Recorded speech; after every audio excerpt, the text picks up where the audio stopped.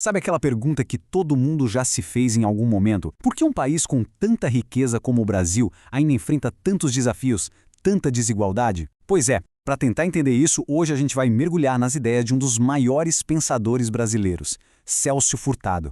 Vamos ver se a gente consegue montar esse quebra-cabeça. Essa é a pergunta de US$ 1 bilhão, né? Ela para sobre a nossa história. Como pode um lugar com potencial tão gigante, com tantos recursos naturais, ser ao mesmo tempo o palco de uma diferença social tão gritante? É exatamente esse paradoxo que a gente vai investigar hoje.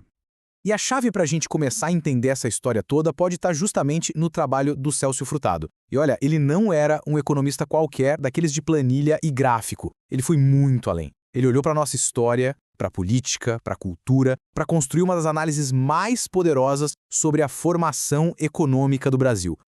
Então, vamos direto ao ponto principal dele. Para Furtado, o subdesenvolvimento não era, assim, uma fase, como se fosse uma corrida e alguns países simplesmente tivessem largado atrasados e um dia fossem chegar lá.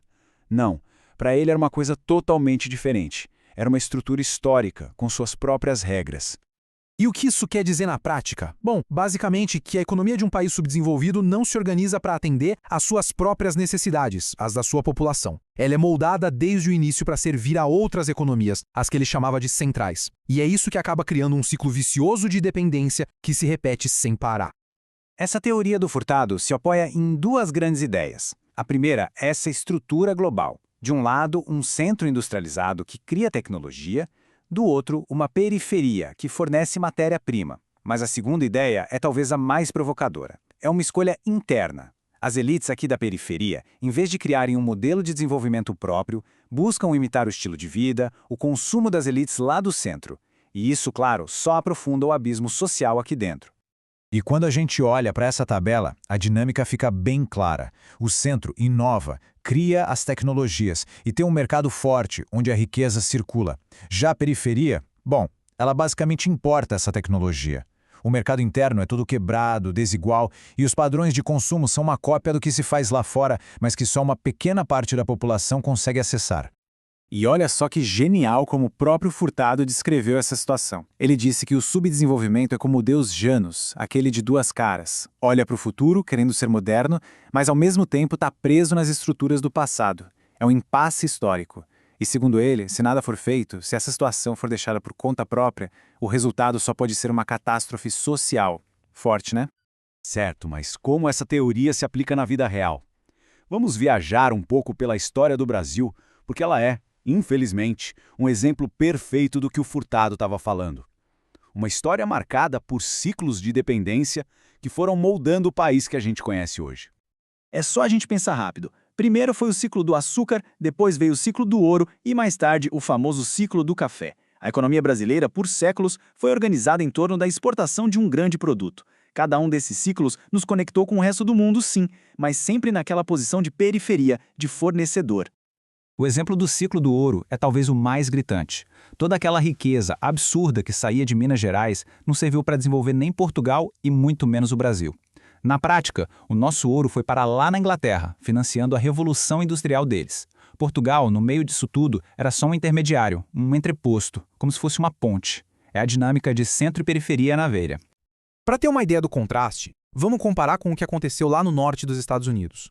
Enquanto lá eles se desenvolveram com pequenas propriedades, produzindo coisas diferentes para o mercado local, o Brasil foi todo estruturado em cima de latifúndios gigantes de um produto só para exportação. Isso criou dois caminhos completamente opostos. Um que fortaleceu a economia interna deles e outro que só aprofundou a nossa dependência de fora. Mas aí a história dá uma daquelas viradas inesperadas. No século XX, uma crise mundial gigantesca acabou forçando o Brasil a mudar de rumo. Só que, como o Furtado mostrou, essa mudança trouxe uma nova leva de problemas e contradições. O processo parece até meio maluco, mas foi assim. A crise de 1929 quebrou a economia do café.